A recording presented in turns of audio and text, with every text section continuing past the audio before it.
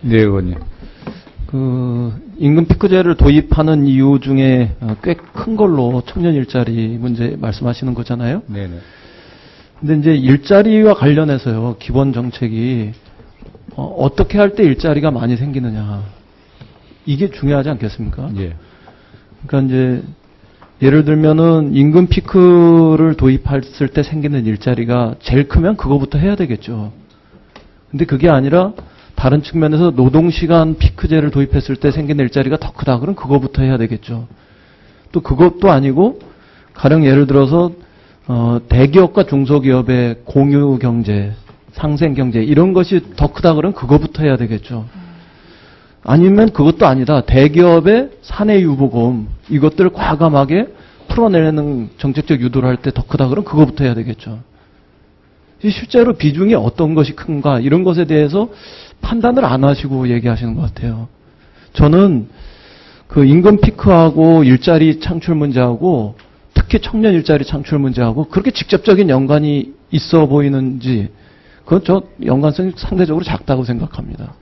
이런 부분들에 대해서 기본적인 검토가 안 돼 있는 상태 속에서 그냥 가고 있는 거 아닌가 이런 의심이 들어요. 가령 노동시간을 60시간인데 50시간으로 줄인다.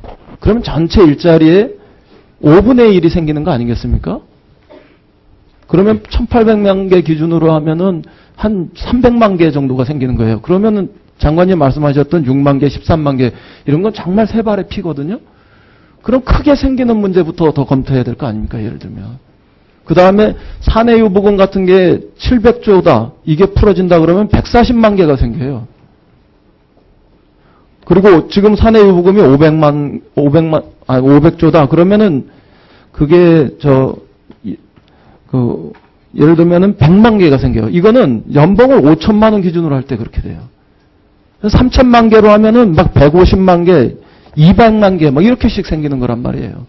어떤 게 더 많이 생기는가, 이런 것들을 보고 그것을 우선 정책적으로 유도하는데 전력을 다하는 게 사실은, 사람들이 볼 때 납득할 수 있는 거죠.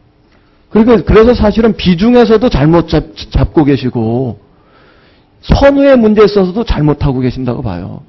기업의 그 투자라든가 그 투자를 통해서 일자리라든가 고용이라든가 임금이라든가 이런 것을 높이는 노력들이 선행되고 혹은 대기업이 중소기업하고 공생경제, 공유경제, 상생경제 이런 것들을 통해 가지고 그런 여력을 만드는 것들이 선행되고 진행되는 것도 아니잖아요.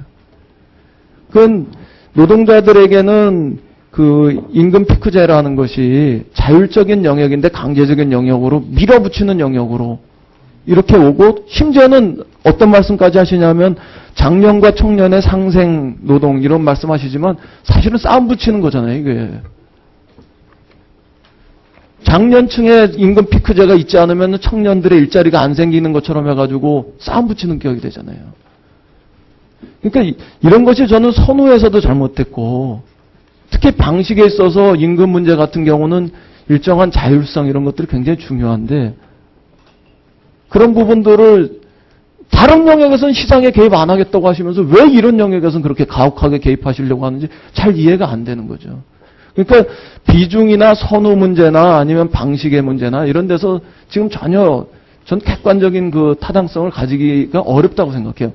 일부분은 있어요. 일부분은 영향력이 있고 연관성이 있고 그러니까 그렇게 얘기하실 수 있지만 그 일부분의 비중에 비추어서는 너무 강력한 그 정치적인 드라이브를 거시는 거로 보인다 이거죠. 아까 말씀하셨는데 뭐 중소기업하고 상생 문제 이런 것들도 검토하신다고 그랬는데요.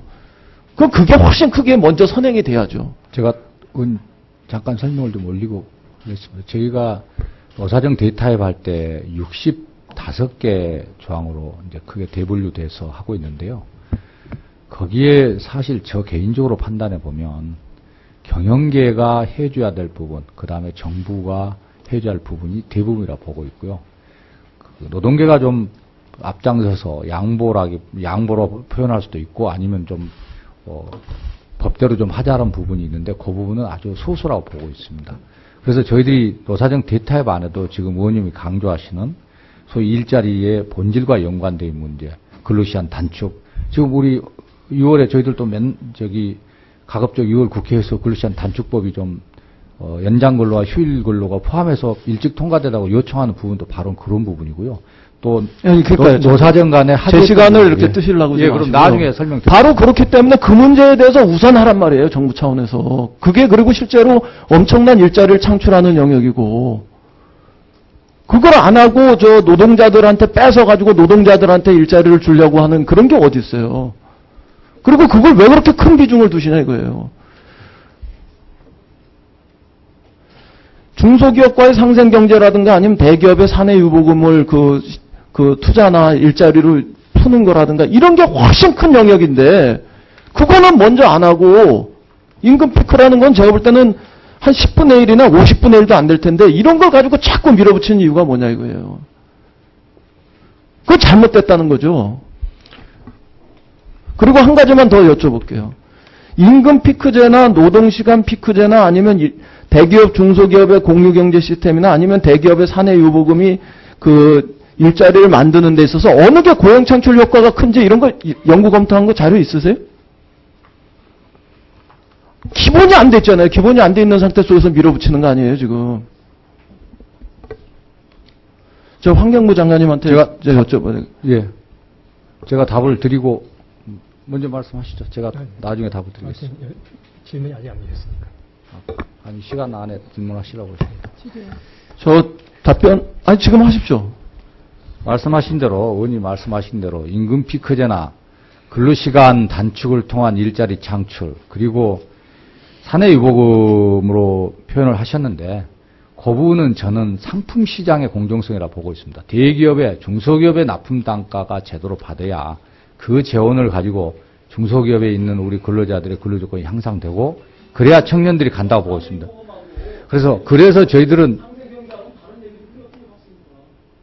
저희들은 그 대기업과 중소기업 간의 공정거래 그다음에 대중소 협력 이 부분을 굉장히 강조를 했고 그 부분이 대타협 과정에서도 굉장히 많이 들어가 있고 우선순위에 가 있다 이 말씀을 드리고요. 근로시간 단축 부분은 그래서 저희들이 빠른 시일 내에 이렇게 함께 되었으면 합니다. 임금 피크제만 강조되는 게 아니고 이런 부분들이 함께 강조돼서 저희들이 진행을 하고 있다 이 말씀을 드립니다. 그 지난번에도 그 납품 단가 그 말씀하시는데 그건 맞습니다. 그거 맞는데 그거는 대중소기업의 상생 그 경제 시스템을 하는 것 적어도 큰 줄기 5가지 중에 한 개에 불과해요. 그 환경장관님 그 여쭤보려고 그러는데요. 예. 전략 환경 영향평가 제도 개선 연구 결과 나왔습니까? 예, 지난 6월 5일 날 저희가 최종 보고서를 받았습니다. 그 최종 보고서는 공유할 수는 없는 건가요? 아니면 이렇게 요약본만 주시는데? 그건 제가 좀 알아보겠는데 저도 풀 텍스트를 받았는지 아니면 요약본을 받았는지 확인을 아직 못했습니다. 그 풀 텍스트를 좀 받아보지 않은 상태라서 그냥 잘 이해가 안 돼서 그냥 2가지만 우선 예. 그냥 질문해 볼 텐데요. 그 계획이 구체적이지 않거나 정량적 평가가 어려운 경우에 약식 전략 환경 영향 평가를 도입한다 이렇게 돼 있는데요. 예. 약식 그 평가를 도입하면 그 다음에 본평가 그것은 제가 짐작컨대 본평가 없이 약식으로 하겠다는 것으로 이해를 합니다. 그건 좀 문제가 있어 보이지 않으세요? 그러나 이제 계량화, 수치로다가 어떤 영향이 나타나는 부분은 본평가를 하는 것 같고 이 정성적인 그냥 말로서 이렇게 평가하는 부분은 약식으로 해도 충분하지 않냐. 이게 이제 그 연구자들의 그 국내외 상황을 종합한 의견으로. 그거는 정성적 평가의 그 영역을 개선하거나 보완하거나 더 발전시켜야 할 문제지. 그걸 약식으로 끝낼 문제는 아니잖아요. 예, 지금 여러 그러니까 가지. 뭐제 예. 논란은 뭐 다시 본 보고서를 보면서 좀 더 했으면 좋겠고요. 그 다음에 또 한 가지는 전략 환경 영향 평가 대상 계획을 그 현행 이제 94개에서 152개로 확대하는 거는 좋은 방향인 것 같은데 환경부의 역할을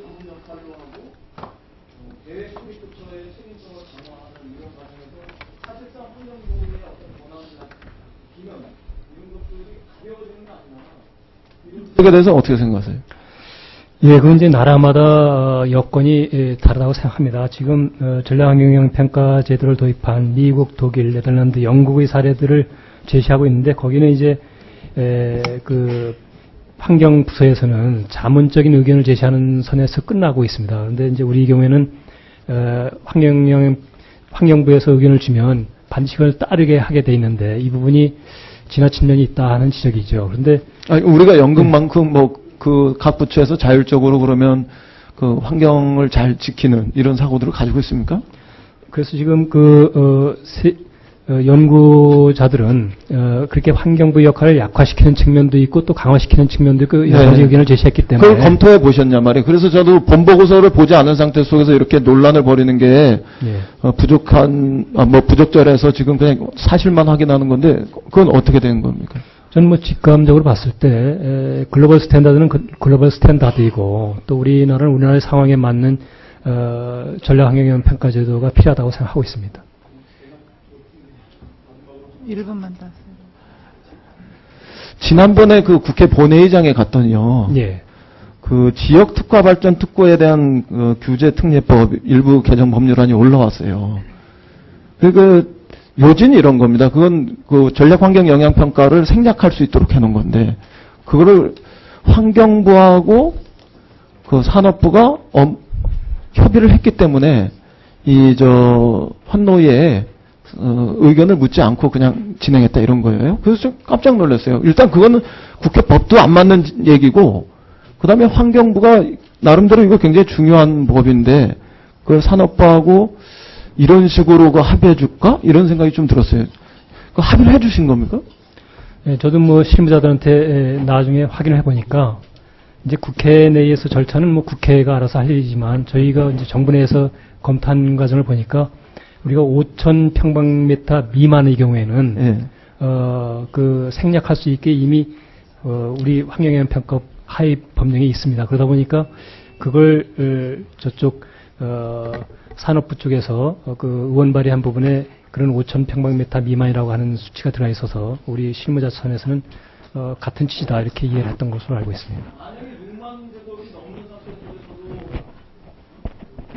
5만. 5만이라고 했어. 5만이라고 했어. 5천. 그런 경우에도 개발 행위의 면적이 5,000제곱미터 미만의 경우에 생략할 수 있습니다. 그 부분은 담당 국장으로 하여금 좀 답변 올리도록 하겠습니다. 네. 제가 요즘 이거예요. 지금 장관님 말씀하신 대로 6만이나 만제곱미터 이상의 경우에 그 전략 환경 영향 평가를 생략할 수 있도록 하는 걸 시행하는 보안이 있는데 그거에 맞춰서 5,000제곱미터 이하로 법률 용어도 새로운 용어예요. 이게 어디에 있지가 않은 것 같은데 개발 행위의 면적이 계획 면적이 아니라 개발 행위의 면적이 5,000제곱미터 이하인 경우에 지금 장관님 말씀은 그런 조항이 있기 때문에 그냥 생략할 수 있다. 이렇게 판단하셨다는 건데 제 얘기는 그것도 좀 문제지만 6만이나 만이 넘는 경우에도 여기 개발 행위의 면적이 5,000일 때 개발 행위 면적이라고 그럴 때는 생략할 수 있는 거잖아요. 그렇게 해서 할 수 있는 거잖아요. 그걸 합의해 준 거잖아요. 이 특구 지정의 면적에 대한 얘기는 아니고요. 특구 지정은 보면 사실 어떤 것들은 88만 몇백만 제곱미터까지 특구 지정이 되는 게 있고요. 그 중에서 실제 개발이 되는 면적, 건물이 지어진다든가 토지의 그 변형이 일어난 그 면적을 기준으로 5,000제곱 미만인 경우에 그 경우에는 이제 전략평가를 제가 면제할 수 있도록 하는 그런 내용이 되겠습니다.